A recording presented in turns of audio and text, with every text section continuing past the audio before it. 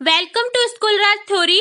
तो आज हम देखेंगे क्लास 7 आरबीएसई सीबीएसई के सब्जेक्ट हिंदी का चैप्टर 8 शाम एक किसान तथा इसी के साथ देखेंगे इस चैप्टर के सभी क्वेश्चन एंड आंसर्स। तो फटाफट से स्टार्ट करते हैं वीडियो को।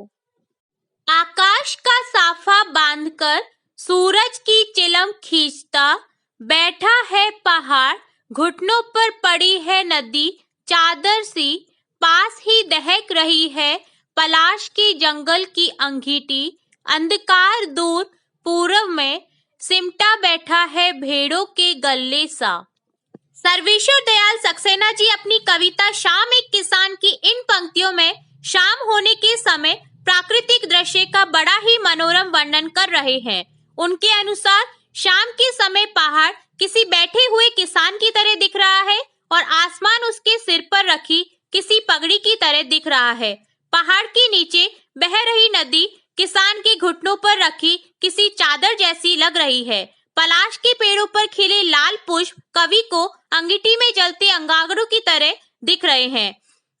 अंधकार पूर्व दिशा में छा रहा है, वे सब इकट्ठा हो रहे हैं मानो भेड़ों का समूह हो। अगला पद्यांश है, अचानक बोला मोर जैसे किसी ने आवाज दी, सुनते हो चिलम आंधी धुआं उठा, सूरज डूबा अंधेरा छा गया। प्रस्तुत पंक्तियों में कवि सर्वेश्वर दयाल सक्सेना कहते हैं कि अचानक मोर ने आवाज दी, मानो किसी ने किसान को आवाज दी हो कि सुनते हो। किसान के हाथ से चिलम गिर जाती है, धुआं उठने लगता है, सूरज डूब जाता है और आकाश में अंधेरा छा जाता है। अब इस कविता का सारांश यह है कि कवि सर्वेश्वर दयाल सक्सेना ने किसान के रूप में जाड़ी की शाम के प्राकृतिक दृश्य का चित्रण किया है। इस प्राकृतिक दृश्य में पहाड़ बैठे हुए एक किसान की तरह दिखाई दे रहा है।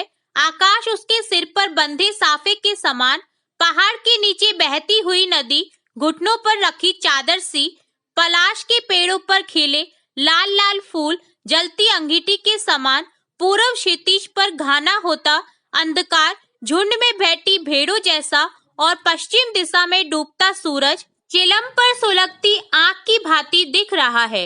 यह पूरा दृश्य शांत है। अचानक मोर बोल उठता है, मानो किसी ने आवाज लगाई हो, सुनते हो। इसके बाद यह दृश्य घटना में बदल जाता है। चिलम उलट जाती है, आग बुझ जाती है, धुआं उठने लगता है, सूरज डूब जाता है, शाम ढल जाती है और रात का अंधेरा छा जाता है। अब देखते हैं इस चैप्टर के सभी कठिन शब्दार्थ। सबसे पहले है साफा, जो होता है सिर पर बांधने वाली पगड़ी। चिलम, जो होती है हुक्के के ऊपर रखने वाली वस्तु। चादर सी, अर्थात चादर के समान। दहक रही है, अर्थात जल रही है। अगला शब्द है पलाश, जो होता है एक प्रकार का वृक्ष जिस पर लाल रंग के फूल खिलते हैं। सिमटा, अर्थात दुबका हुआ। गल्ले सा, जिसका अर्थ होता है समूह के समान। औंधी, जिसका अर्थ होता है उल्टा।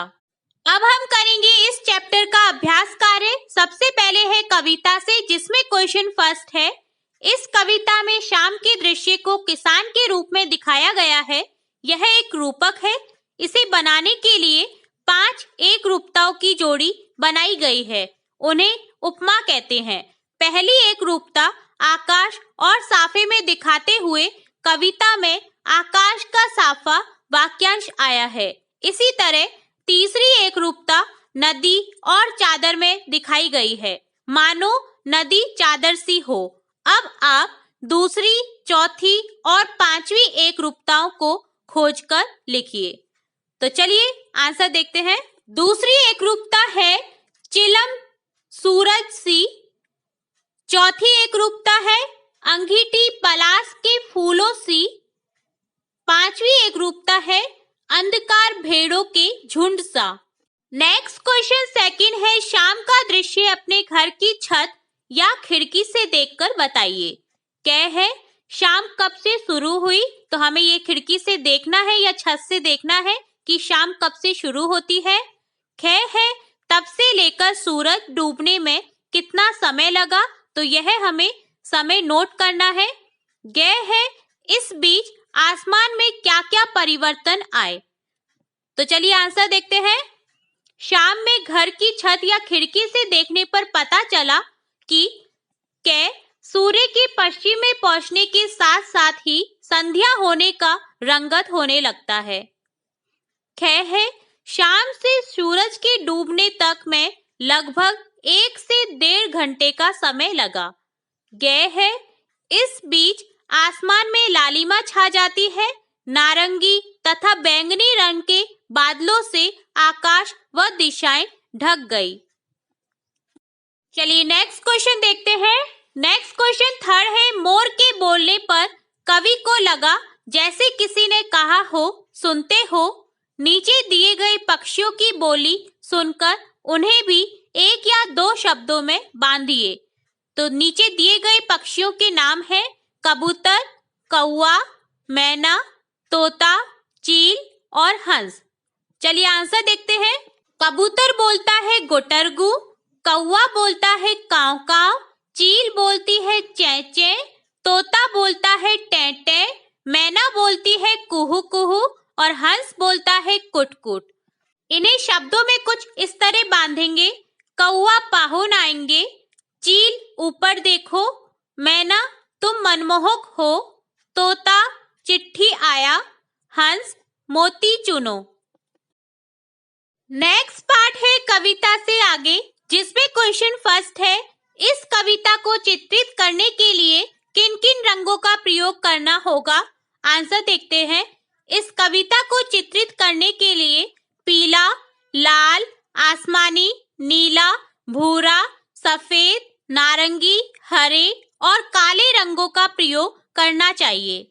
नेक्स्ट क्वेश्चन सेकंड है। शाम के समय ये क्या करते हैं पता लगाइए और लिखिए। तो हमें बताना है कि पक्षी, खिलाड़ी, फल वाले, माँ, पेड़ पौधे, पिताजी, किसान, बच्चे इत्यादि सब शाम के समय क्या क्या करते हैं। तो चलिए देखते हैं इस क्वेश्चन का आंसर। तो आंसर है, सबसे पहले है पक्षी जो कि शाम के समय चहचहाते हुए अपने घोंसलों की ओर जाते हैं। अगला है खिलाड़ी जो कि खेल समाप्त कर विश्राम करते हैं। अगला है फल वाले जो कि जल्दी जल्दी फल बेचने हेतु लोगों को पुकारते हैं। वह जल्द ही सभी फल बेचकर घर जाने की तैयारी में होते हैं। अगला है माँ जो कि घर के काम निपटाकर परिवार के सदस्यों के साथ कुछ समय व्यतीत करती है। अगला है पेड़ पौधे, दिन भर झूमते पेड़ पौधे शाम के समय एकदम सीधे साधे खड़े हो जाते हैं, मानो विश्राम करना चाहते हो। अगला है पिताजी, दफ्तर या दुकान से घर आते हैं, वह बच्चों के साथ समय बिताते हैं। इसके अलावा कई व्यापारी लोग दुकानों पर ही बैठे होते हैं। अगला है किसान, खेतों के काम को समाप्त कर घर की ओर चल देता है। नेक्स्ट है बच्चे जो कि माता पिता के साथ समय व्यतीत करते हैं, कुछ मनोरंजन हेतु टीवी देखते हैं या कोई अन्य खेल खेलते हैं। नेक्स्ट क्वेश्चन थर्ड है। हिंदी के एक प्रसिद्ध कवि सुमित्रा नंदन पंत ने संध्या का वर्णन इस प्रकार किया है। संध्या का झुटपुट, बांसों का झुरमुट, है चहक रही चिड़िया, ट्वीट टी टुट टुट। ऊपर दी गई कविता और सर्वेश्वर दयाल जी की कविता में आपको क्या मुख्य अंतर लगा, लिखिए। तो हमें इन दोनों कविताओं में अंतर बताना है। तो चलिए देखते हैं इस क्वेश्चन का आंसर। सुमित्रा नंदन पंत द्वारा लिखित कविता में प्रकृति के शाम के समय बांसों की झुरमुट में चिड़ियों की गतिविधियों का वर्णन है, जबकि कवि सर्वेश्वर दयाल सक्सेना द्वारा अपनी कविता शाम एक किसान के रूप में जाड़े की शाम के प्राकृतिक दृश्य का वर्णन अनुपम ढंग से किया है। नेक्स्ट पार्ट है अनुमान और कल्पना, जिसमें क्वेश्चन है शाम के बदले यदि आपको एक कविता सुबह के बारे में लिखनी हो तो किन किन चीजों की मदद लेकर अपनी कल्पना को व्यक्त करेंगे। नीचे दी गई कविता की पंक्तियों के आधार पर सोचिए। कविता है, पेड़ों के झुंझुने बजने लगे, लुढ़कती आ रही है सूरज की लाल गेंद, उठ मेरी बेटी सुबह हो गई। प्रस्तुत कविता के लेखक हैं सर्वेश्वर दयाल सक्सेना। तो आंसर देखते हैं। सुबह के बारे में मेरी कल्पना, सूरज की लाली चारों ओर फैली, पर्वत की चोटी सोने सी दमके, मन के तार बीना से बजे हैं, ये सुबह का यह कैसा सुंदर समा है, जिस ओर देखो नया ही नया है। नेक्स्ट पार्ट है भाषा की बात, जिसमें क्वेश्चन फर्स्ट है, नीचे लिखी पंक्तियों में रेखांकित शब्दों को ध्यान से देखिए। कै है, घुटनों पर पड़ी है नदी चादर सी, यहाँ चादर सी को रेखांकित किया गया है। खे है, सिमटा बैठा है भेड़ों के गले सा, यहाँ गले सा को रेखांकित किया गया है। गे है, पानी का पर्दा सा मेरे आसपास था हिल रहा, यहाँ पर्दा सा को रेखांकित किया गया है। घे है, मंडराता रहता था एक मरियल सा कुत्ता आसपास, मरियल सा को यहाँ रेखांकित किया गया है। ने है, दिल है छोटा सा छोटी सी आशा, यहाँ छोटा सा को रेखांकित किया गया है। चे है, घास पर फुदकती नन्ही सी चिड़िया, यहाँ नन्ही सी को रेखांकित किया गया है।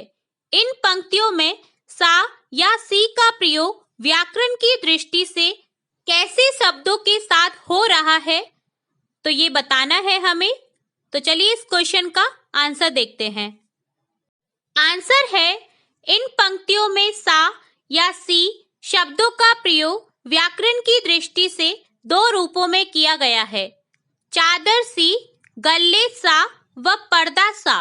इन शब्दों में सा या सी उपमा के रूप में प्रयोग किया गया है, जैसे नदी चादर सी अर्थात नदी चादर के समान, भेड़ों के गले सा अर्थात भेड़ों के झुंड जैसा, पानी पर्दा सा अर्थात पानी पर्दे के समान। जबकि दूसरी ओर मरियल सा, छोटा सा, नन्ही सी, इन शब्दों में सा या सी शब्दों का प्रयोग विशेषण के रूप में किया गया है, जैसे मरियल सा कुत्ता अर्थात कमजोर कुत्ता, छोटा सा दिल अर्थात छोटा सा दिल, नन्ही सी चिड़िया अर्थात छोटी सी चिड़िया। नेक्स्ट क्वेश्चन सेकंड है, निम्नलिखित शब्दों का प्रयोग आप किन संदर्भों में करेंगे? प्रत्येक शब्द के लिए दो दो संदर्भ या वाक्य रचिए। शब्द है आंधी, दहक, सिमटा। तो सबसे पहले शब्द है आंधी, जिससे हम दो वाक्य बनाएंगे। पहला है, शाम होते ही जोर से आंधी चलने लगी। और दूसरा वाक्य है, वह आंधी की तरह कमरे में आया और जोर जोर से चिल्लाने लगा। दूसरा शब्द है दहक, तो इससे भी दो वाक्य बनाएंगे। पहला वाक्य है, अंगीठी में आग दहक रही थी। दूसरा वाक्य है, सोमेश गुस्से से दहक रहा था। अगला शब्द है सिमटा, जिसके दो वाक्य लिखेंगे। पहला है, बच्चा माँ की गोद में सिमटा बैठा था। दूसरा वाक्य है, सूर्य के छिपते ही कमल के फूल सिमट कर बंद होने लगे। तो ये था कंप्लीट चैप्टर शाम एक किसान, जिसमें हमने कविता के भावार्थ के साथ साथ सभी कठिन शब्दार्थ एवं सभी क्वेश्चन एंड आंसर्स स्टार्टिंग से लेके एंड तक कंप्लीट किए हैं। यदि फिर भी आपको किसी क्वेश्चन में कोई डाउट हो, कोई क्वेरी हो, तो आप कमेंट बॉक्स में कमेंट करके पूछ सकते हैं। हम फिर मिलते हैं नेक्स्ट वीडियो में नेक्स्ट चैप्टर के साथ। और अगर वीडियो पसंद आया हो तो वीडियो को लाइक करें और इस वीडियो को अपने दोस्तों के साथ ज्यादा से ज्यादा शेयर करें और स्कूल राज थ्योरी चैनल को सब्सक्राइब करना बिल्कुल न भूलें। वीडियो को पूरा देखने के लिए धन्यवाद।